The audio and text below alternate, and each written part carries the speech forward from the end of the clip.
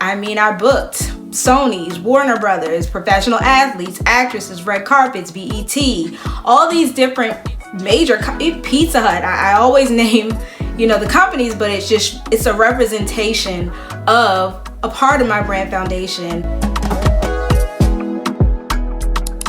Welcome back to my YouTube channel. My name is Brianna, and yes, I am a stylist of 13 years. Please bear with me. I do have a little bit of cold. It seems like my voice is kind of giving out on me, but I'm going to do this. I'm going to do this video anyway because I really want to help you guys along when it comes to the process of rebranding and getting your fashion styling, personal styling, virtual styling business off the ground. So if you have not checked out my last videos, which were touching on the reasoning for rebranding, why it's so important to understand your mission, your vision, and your big why, and then also what your products and services are going to be and how to create them for your business, or maybe even the services that you may have, how to set those up. Today's video, you're gonna wanna watch those before you get to this step.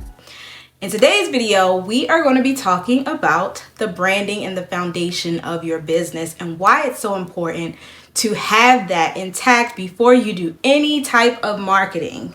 And I am actually somewhat going through a rebranding in regards to the creative content that I'm making, and it's simply just because I have my YouTube channel. Previously, I was a commercial stylist, celebrity stylist, worked with athletes. I was in one-on-one type of relationships with styling, and today I'm actually doing more virtual styling and also coaching and sharing the information from my experiences to help you guys along the way as well. And so that is why today we're going to talk about rebranding. So the number one tip is going to be colors. What are your brand colors going to be? A lot of times people just think, okay, well, maybe I'll just use this color because I see everybody else doing it. Or maybe I'll just use this color because it's my favorite color. Now, one of those can work. One is the fact that it's your favorite color. Why is it your favorite color? And that's where we're going to dive a little bit deeper into understanding brand colors and why they're important for your brand foundation. So previously, as a fashion stylist, celebrity stylist, my favorite colors and the colors that I actually chose was black and white. Now, a lot of stylists love black and white because it's like the foundation of everything. It's like the base for a wardrobe. But the reason why I actually loved it for my business is because black and white is just rich, it's bold, it's confident, it's everything that I stood for and still stand for in my styling business. And black is really something that I do feel like is a base. I do feel like it is a color that will just always be the color. Like, I mean, come on now. Even on set, black is just the color. So when I used black, I knew that it meant bold. I knew that it meant confidence. I knew that it meant rich. I knew that it meant luxury. And so I used that color throughout my branding. And I booked Sony's, Warner Brothers, professional athletes, actresses, red carpets, BET, all these different major, Pizza Hut. I always name, the companies, but it's a representation of a part of my brand foundation and why many companies looked at that before actually even working with me. So now that I'm doing more of a coaching style and I'm also showing you guys the foundation of how to start yours, I am really into neutrals. And I think it's also because I've grown in my business, and I also am at a place, if you watch my other videos, where I always talk about, like, I'm at a place where I just want to be home. I want to share the luxuries of my wardrobe and the things, and luxuries not necessarily meaning like the labels and all those things, but the reason why I chose certain fabrics or brands or colors and the reason why they help other people in the same way. And so with that and a part of coaching and the boot camp and all those things, my colors are now neutral. Like, my home is now neutral. A lot of the colors that I used to wear, the pops and all that, are not so much in there, maybe here and there, but my main colors are always going to be these neutral colors. And the reasoning is because I want you guys to feel warm. I want you to feel like I'm here for you. I want you to feel a genuine connection.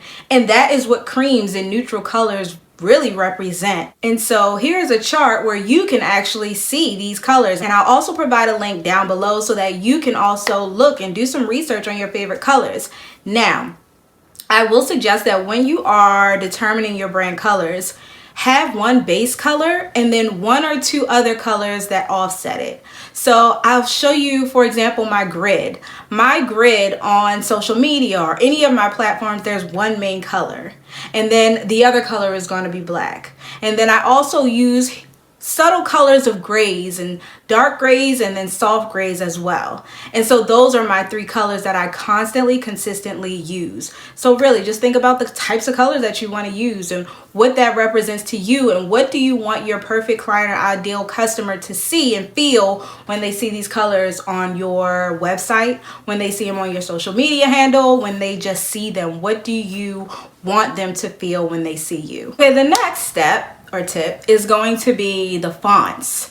What font are you going to use? Now, for me, I don't necessarily dive as deep as it is into the colors as I do for the fonts. I just love aesthetics. I've always loved aesthetics. I love graphic design and all those things. So I just look for what looks best to me. But the key about fonts is making sure that you're consistent all the way through. Now, I showed you on Canva how I play around and use different fonts, but I do have a standard font that I use. There are actually two. People would say stick with one, but I do have two that I go back and forth with, similar to my colors. Like I have a main one and then I have one that offsets. So you're going to want to think about that. And now the reason why you really want to think about your colors and your fonts and those things is because you want them to consistently be consistent throughout all of your platforms. Your website, your social media, your business cards, whatever type of things that you have that are representing you and your business, you want it to be consistent. That is with everything. Like, consistency has to be with everything you do, not just your business, your life, the way you show up, all those things. But in regards to branding and your foundation, it's going to be your fonts. So really just think about the fonts, or just play around with the fonts. You can definitely use Canva. It's free. I love it. If you haven't checked out my last video on how to use Canva, how to make mood boards, all those things, I do show you some tips and tricks that you can use to set up your mood boards and also use for your business. Now, since I did talk a little bit about Canva, the reason why I absolutely love Canva is because you can do anything on it. Like, you can legit make your website, you can make your mood boards, you can make your business cards, you can design your logo, you can do anything on Canva, and I absolutely love it. And so that is a great platform to use for setting up the foundation of your business, and the colors and the fonts and the typography and all those things, is because it's free, one, and they already have templates available. Now, there are a lot of templates on Canva, but I have some templates that I will offer you guys. I'll leave the link below so that you can use them for your social media. You can use them for, maybe your website or whatever it is that you may want, so that you can really start to figure out how to use Canva. It gives you something where you have at least a base to start with and you don't just feel lost.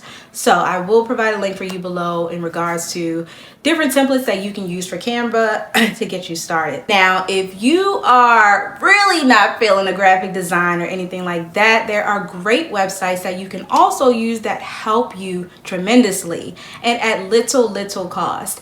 And one of them is called Upwork. Now, Upwork is a platform that you can use to hire a freelancer to help you design and create the things that you need for your business. And the other one is called Fiverr. Now, I personally love Fiverr and use Fiverr the most because I'm able to hire people based off of one project, rather than on Upwork. I feel like I have to hire them based on an hourly rate. Even though it's still a contractor, it's still more so of a larger amount usually, and it's for an hourly rate rather than just for one upfront project. And when you're really getting started out, sometimes you're not really trying to think about how many times I have to pay somebody. You just want something done real quick. Like, maybe you just want your website done real quick, or maybe you just want something for your social media edited really quick, or maybe you just need your logo made really quick. You can definitely do that on Fiverr because it's a great platform for anything like that. Literally, it's like a Google search where you can type in logo design creator and you can put in, okay, they have 5 stars. I'll give you a little tip. So when you're on Fiverr, make sure that they have at least 5 stars. Look at the reviews. Make sure that they're great reviews, especially with customer service and getting back to you.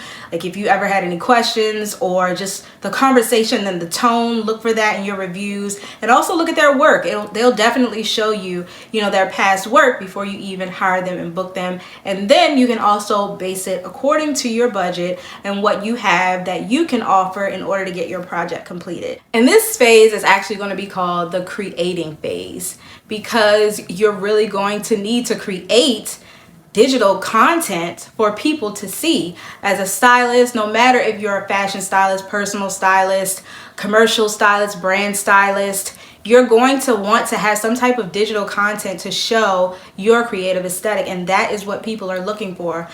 This is a visual industry, so people are going to need to see something from you before they actually hire you. And I want you to realize that you setting this part of it up is your creative space. It's for you to use this time to find the thing that you actually love, find the type of styling that really makes you like excited, and the type of people you actually want to work with. Do you want to work one-on-one with people? Do you want to work virtually? Like how do you want to market your business?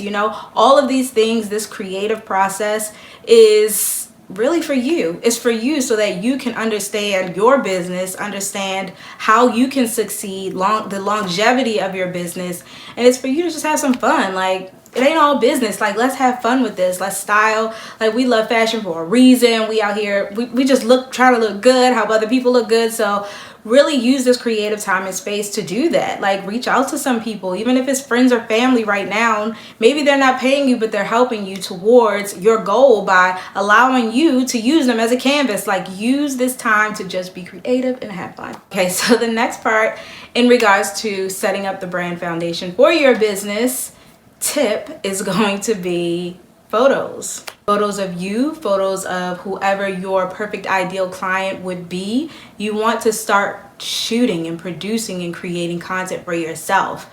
Now, me personally, I strongly believe this day and time, things are changing.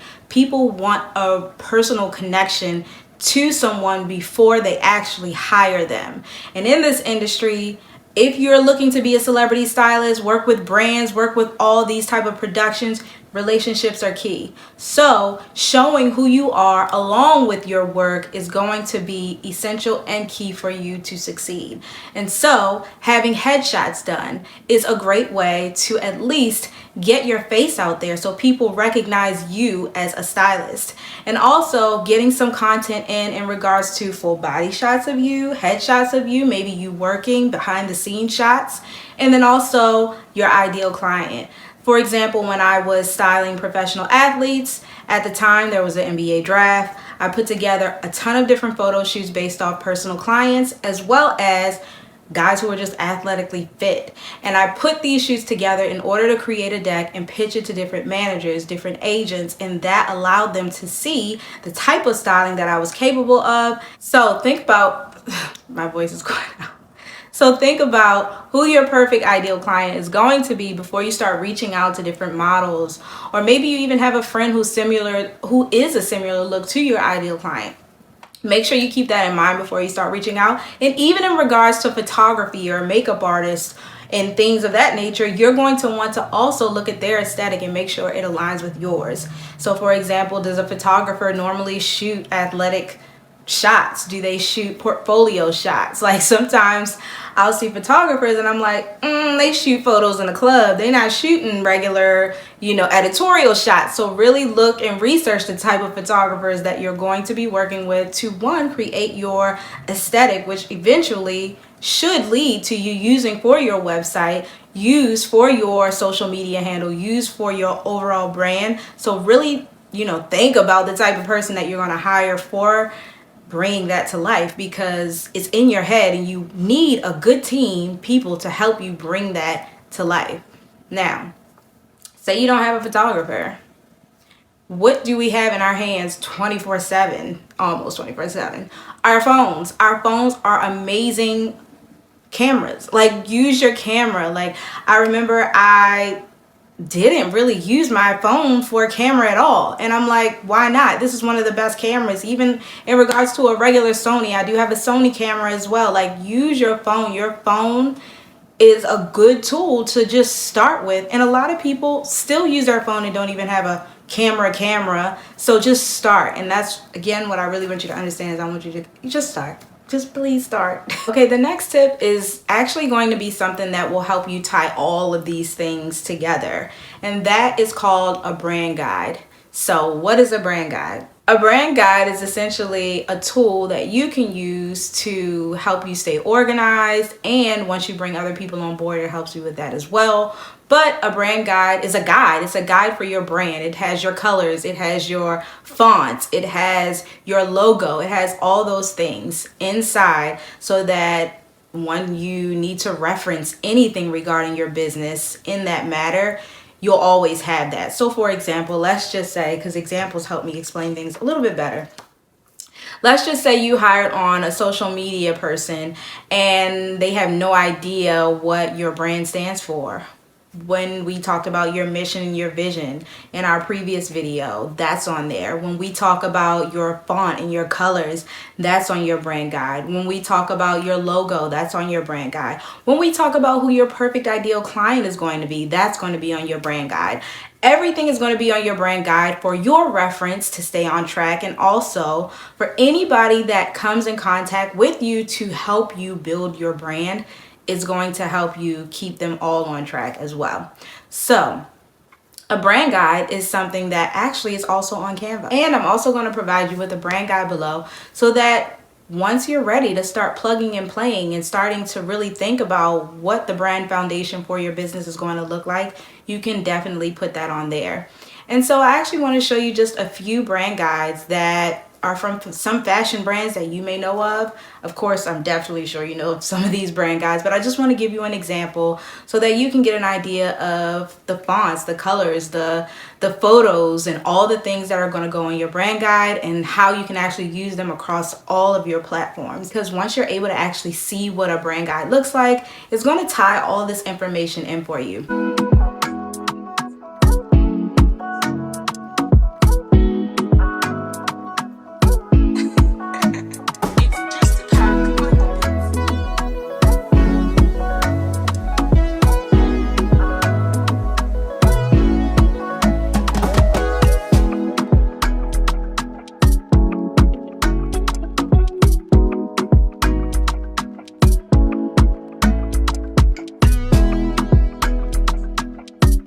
And I do want you to know all of this is essential before you start marketing your business.